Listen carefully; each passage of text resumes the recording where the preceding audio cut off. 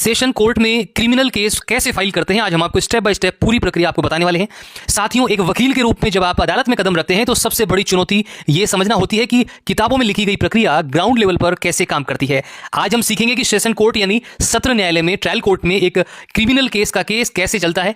यह वीडियो नए आपराधिक कानूनों, भारतीय नागरिक सुरक्षा संहिता, भारतीय न्याय संहिता और भारतीय साक्ष्य अधिनियम पर आधारित है दोस्तों, जिसे हम एकदम सरल भाषा में स्टेप बाय स्टेप समझाएंगे, आपको बताएंगे, ताकि आप शुरू से लेकर अंत तक की पूरी प्रक्रिया समझ सकें कि एक क्रिमिनल मामला किस प्रकार चलता है। तो वीडियो को शुरू करते हैं। यदि आपने चैनल को सब्सक्राइब नहीं किया तो आप तुरंत सब्सक्राइब कर लीजिएगा ताकि आपको इसी प्रकार के वीडियो मिलते रहे। सबसे पहले बात करते हैं कि क्रिमिनल केस क्या होता है।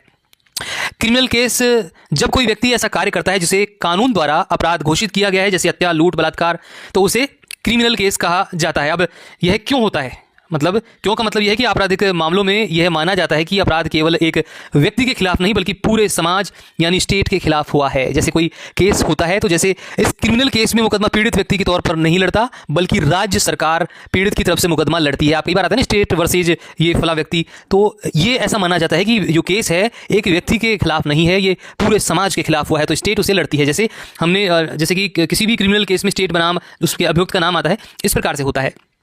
अब इसमें वकीलों की भूमिका क्या रहती है, जिसमें सरकारी वकील बनाम प्राइवेट वकील, government advocate versus private advocate. क्या इस मामले में कोई सरकारी वकील भी कर सकते हैं? इसमें सरकारी वकील के बारे में बताएं आपको कि जैसे हत्या जैसे गंभीर मामलों जो पुलिस द्वारा दर्ज किए जाते हैं में आपको सरकारी वकील करने या हायर करने की आवश्यकता नहीं होती। राज्य सरकार अदालत में अपना एक वकील नियुक्त करती है जिसे लोक अभियोजक यानी पब्लिक प्रोसिक्यूटर कहते हैं। इसका काम पीड़ित और समाज की ओर से अभियुक्त को सजा दिलाना होता है। इनकी फीस सरकार की तरफ से दी जाती है, ये पीड़ित से फीस नहीं ले सकते हैं। अब बात करते हैं प्राइवेट वकील की। यदि पीड़ित पक्ष चाहता है, पीड़ित पक्ष को लगता है कि सरकारी वकील मामले में पूरी तरह से ध्यान नहीं दे पा रहे हैं, तो पीड़ित अपना एक प्राइवेट वकील कर सकता है। लेकिन ध्यान रहे कि प्राइवेट वकील सीधे ट्रायल को लीड नहीं कर सकता। प्राइवेट वकील का काम सरकारी वकील की सहायता करना होता है। और अगला है अभियुक्त का वकील, जो जिसने अपराध किया है, जिसने मान लीजिए हत्या की है, मर्डर किया है, रेप किया है या मारपीट की है, उसके वकील के बारे में बताएं कि जिस पर हत्या का आरोप है वह अपना बचाव करने के लिए एक प्राइवेट वकील नियुक्त करता है। यदि उसके पास पैसे नहीं हैं तो अदालत उसे मुफ्त में एक वकील मुहैया कराती है साथियों। और अब बात करते हैं कि कोर्ट में जाने से पहले की क्या प्रक्रिया रहती है। जब कोर्ट में केस जाता है उससे पहले की प्रक्रिया क्या रहती है वो आपको बता देते हैं। एक हत्या का केस सीधे कोर्ट में नहीं जाता। कोर्ट में फाइल होने से पहले यह एक लंबी पुलिस प्रक्रिया से गुजरता है। आइए इसे उदाहरण के माध्यम से समझते हैं। मान लीजिए जयपुर स्थान है, तारीख है मान लीजिए 15 जनवरी 2025। वादी इसमें शिकायतकर्ता रमेश है जिसके भाई की हत्या हो गई है। रमेश के भाई की हत्या हो गई है। मृतक सुरेश है, मतलब जिसके भाई रमेश है, जो वादी है उसके भाई की हत्या हुई है। मृतक कौन है? सुरेश है। प्रतिवादी इसमें अभियुक्त कौन है? विक्रम सिंह है। अब इसे समझते हैं स्टेप बाय स्टेप। पहला स्टेप इसमें घटना और एफआईआर जयपुर में सुरेश की हत्या हो जाती है, जिसे रमेश तुरंत नज़दीकी पुलिस स्टेशन जाता है। रमेश कौन है इसमें? रमेश मृतक का भाई है और मृतक कौन है? सुरेश है। अभियुक्त कौन है? विक्रम सिंह है। ये हम एक काल्पनिक केस ले रहे हैं। पुलिस बीएनएसएस की धारा 173 के तहत एफआईआर दर्ज करेगी। अगर रमेश थाने नहीं जा सकता तो वह ईएफआईआर भी दर्ज करा सकता है, जिस पर 3 दिन के भीतर उसके हस्ताक्षर लिए जाएंगे। अपराध बीएनएस की धारा 103 हत्या का दंड के तहत दर्ज होगा। स्टेप 2, पुलिस की मौके पर कार्रवाई क्या होगी। पुलिस घटनास्थल पर पहुंचती है। नए बीएनएसएस के तहत चूंकि हत्या की सजा 7 साल से अधिक आजीवन कारावास मृत्युदंड है, पुलिस के लिए घटनास्थल की वीडियोग्राफी करना और फोरेंसिक टीम को बुलाना अनिवार्य है। ऐसे मामलों में पुलिस नक्शा मौका बनाती है और शव का पंचनामा पोस्टमार्टम, मतलब जो शव का जो पंचनामा तैयार करके पोस्टमार्टम के लिए भेजती है। तीसरा स्टेप क्या होगा? गवाहों के बयान और सबूत इकट्ठा करना। पुलिस आसपास के लोगों और रमेश के बयान दर्ज करेगी और बीएनएसएस की धारा 180 के तहत अगर कोई चश्मदीद गवाह है जो मजिस्ट्रेट के सामने बयान देना चाहता है या चाहती है तो उसका बयान बीएनएसएस की धारा 183 के तहत दर्ज कराया जाता है। इलेक्ट्रॉनिक सबूत यदि कोई है, यदि हत्या का कोई सीसीटीवी फुटेज है तो पुलिस उसे जब्त करेगी और बीएसए की धारा 63 के तहत एक सर्टिफिकेट प्राप्त करेगी, जो पहले 60B हुआ करता था दोस्तों, जो इंडियन एविडेंस एक्ट के तहत, और अब भारतीय साक्ष्य अधिनियम के तहत धारा 63 है। अगला है स्टेप 4, अभियुक्त की गिरफ्तारी और रिमांड। पुलिस विक्रम सिंह को गिरफ्तार करती है, जो अभियुक्त है। 24 घंटे के भीतर उसे मजिस्ट्रेट के सामने पेश किया जाता है। पुलिस पूछताछ के लिए पुलिस रिमांड मांगती है ताकि हत्या में इस्तेमाल हथियार, चाकू या बंदूक जो भी है बरामद किया जा सके। अगला, रिमांड खत्म होने के बाद विक्रम को न्यायिक हिरासत भेज दिया जाता है। आपको बता दें कि न्यायिक हिरासत और पुलिस हिरासत अलग अलग होती है। पुलिस स्टेशन में रखा जाता है तब पुलिस हिरासत है, और जेल में भेज दिया जाता है तब न्यायिक हिरासत मानी जाती है। आपको एक वीडियो भी हमने बना रखा है इसके ऊपर। स्टेप 5 क्या होगा इसमें? अगला, चार्जशीट यानी आरोप पत्र तैयार करना और कोर्ट में पेश करना। अब जांच पूरी होने के बाद पुलिस एक विस्तृत रिपोर्ट तैयार करती है जिसे चार्जशीट कहते हैं। यह चार्जशीट बीएनएसएस की धारा 193 की उपधारा 3 के तहत मजिस्ट्रेट की अदालत में पेश की जाती है। यहीं से केस औपचारिक रूप से कोर्ट में फाइल हो जाता है। जब चार्जशीट पेश कर दी उसके बाद कोर्ट में फाइल हो गया केस। अगला स्टेप, केस सेशन कोर्ट में कैसे जाता है। चार्जशीट हमेशा निचले कोर्ट मजिस्ट्रेट की अदालत में पेश की जाती है, लेकिन हत्या बीएनएस की धारा 103 का ट्रायल सुनने का अधिकार मजिस्ट्रेट को नहीं होता। यह केवल सेशन कोर्ट द्वारा ही सुना जाता है। अब इसमें उसके बाद सुपुर्दगी होती है। मजिस्ट्रेट चार्जशीट की सभी प्रतियां अभियुक्त विक्रम सिंह को फ्री में देता है। जो भी चार्जशीट है, जो मजिस्ट्रेट जो होंगे वो चार्जशीट की सभी प्रतियां अभियुक्त विक्रम सिंह, जो हमने आपको अभी बताया था केस में ऊपर। उसके बाद मजिस्ट्रेट एक आदेश पारित करता है कि यह केस ट्रायल के लिए सेशन कोर्ट जयपुर को सुपुर्द किया जाता है। अब फाइल मजिस्ट्रेट के ऑफिस से उठकर डिस्ट्रिक्ट एंड सेशन जज के ऑफिस में पहुंच जाती है। इसमें भाग 5 क्या होगा, सेशन कोर्ट में केस की प्रक्रिया क्या होगी, शुरू से लेकर अंत तक की आपको प्रक्रिया बताते हैं। अब केस कोर्ट जयपुर में पहुंच गया है, सेशन कोर्ट जयपुर में पहुंच गया है। केस का नाम होगा, अब नाम भी इसमें दे दिया जाता है। उसके बाद केस का नाम होगा स्टेट वर्सेज बनाम विक्रम सिंह। यहां से ट्रायल मुकदमा शुरू होता है। नए वकीलों के लिए यह सबसे महत्वपूर्ण चरण है साथियों। अब इसमें क्या होगा, पहला चरण क्या होगा, ओपनिंग ऑफ केस, मामले को खोलना। सबसे पहले सरकारी वकील सेशन जज के सामने खड़े होकर केस के तथ्य बताएंगे। वह बताते हैं कि विक्रम सिंह ने किन परिस्थितियों में सुरेश की हत्या की है और पुलिस ने क्या सबूत जुटाए हैं। दूसरा, चार्ज, बहस और आरोप तय करना। अभियुक्त का प्राइवेट वकील यहां बहस कर सकता है कि विक्रम के खिलाफ कोई सबूत नहीं है, इसलिए उसे डिस्चार्ज यानी बरी कर दिया जाए। लेकिन अगर जज साहब को लगता है कि प्रथम दृष्टया केस बनता है तो जज साहब विक्रम पर आधिकारिक रूप से आरोप तय कर देंगे। जज विक्रम से पूछेंगे कि तुम पर बीएनएस की धारा 103 का आरोप है, क्या तुमने अपना जुर्म कबूला है। और आमतौर पर अभियुक्त कहता है कि मैं निर्दोष हूं और ट्रायल का सामना करना चाहता हूं। इसके बाद अभियोजन साक्ष्य। अब सरकारी वकील अपने गवाहों को अदालत में बुलाएंगे।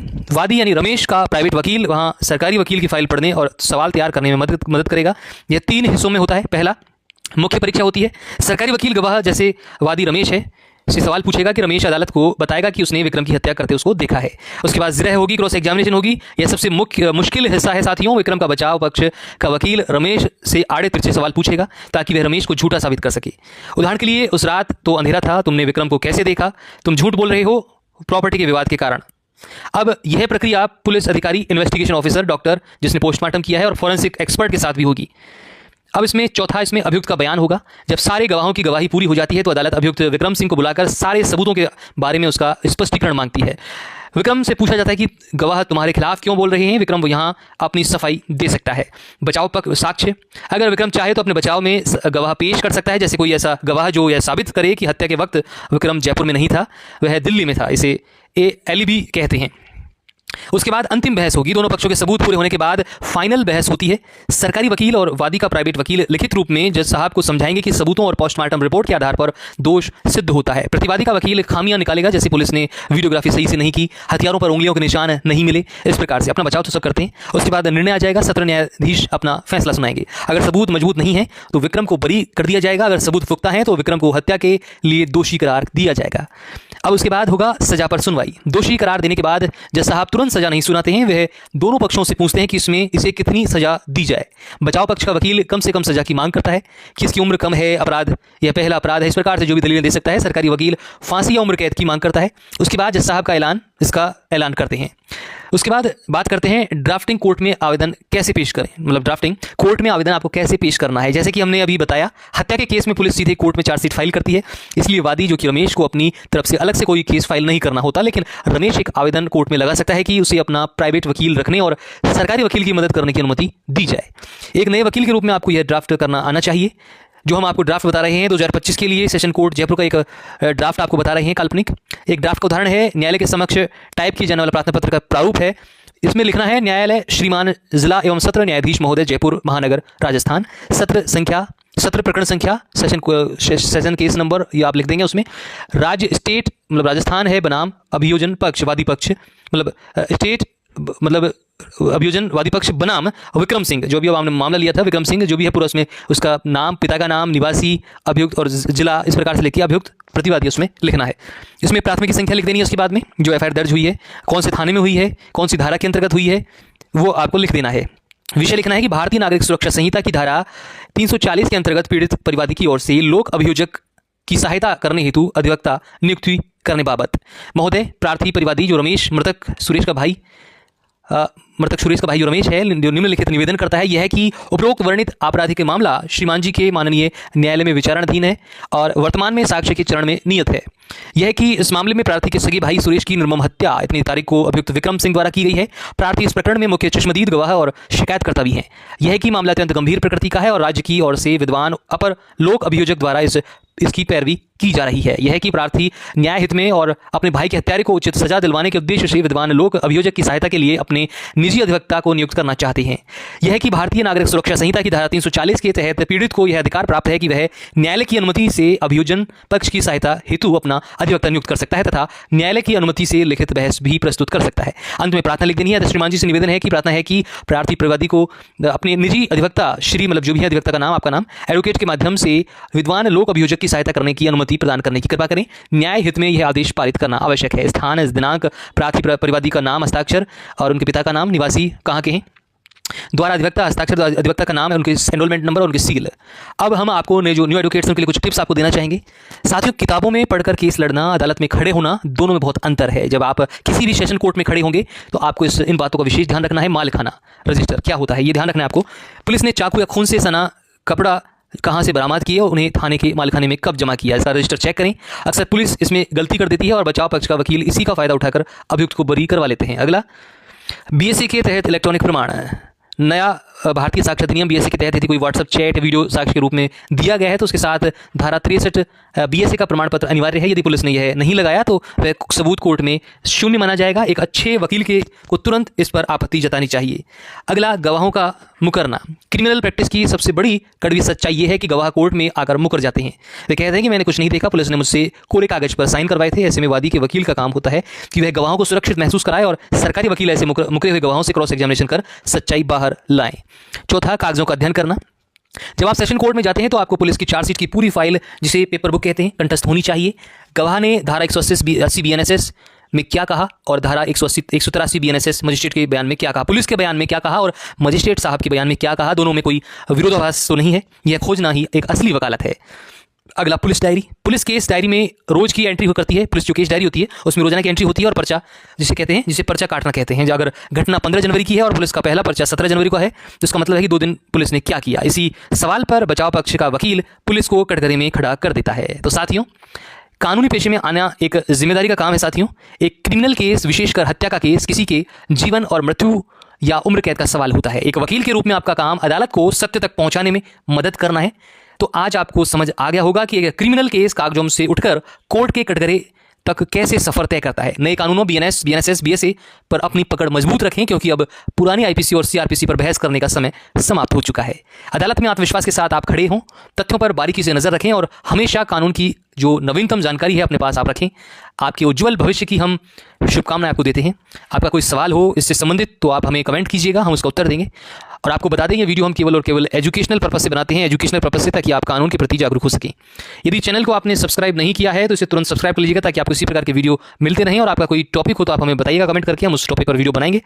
मुझे इजाजत दीजिए। नमस्कार, जय हिंद, जय भारत, वंदे मातरम, सत्यमेव जयते। हमेशा सत्य का साथ दें। धन्यवाद।